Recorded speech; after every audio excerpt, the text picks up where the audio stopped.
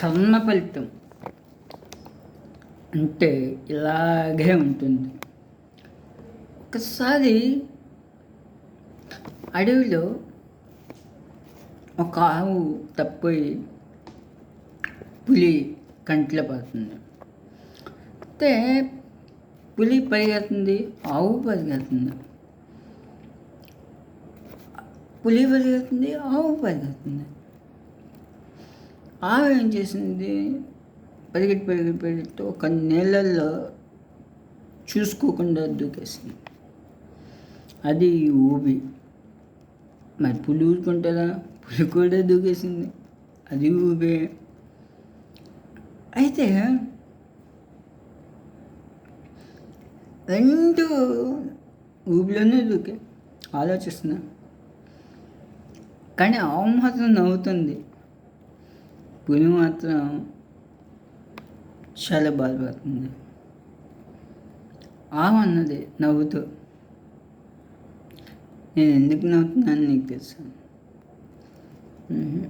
అంటే అప్పుడు ఆవు అంటుంది, నన్ను రక్షించడానికి మా యజమాని వస్తారు, మరి నిన్ను రక్షించడానికి ఎవరు వస్తారు? నీకేం తెలుసు అంటే తన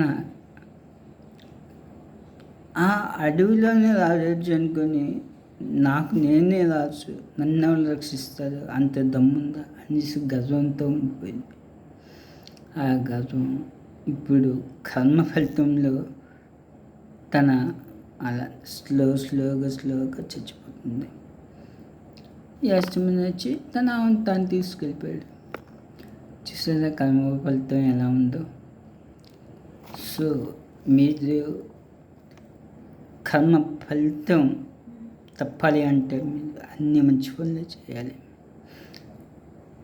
అంత మీ యొక్క ప్రవర్తన కానీ, మీ యొక్క మాటల్లో కానీ, మీ యొక్క చేతల్లో కానీ, మీ చేసే పనుల్లో కానీ అంత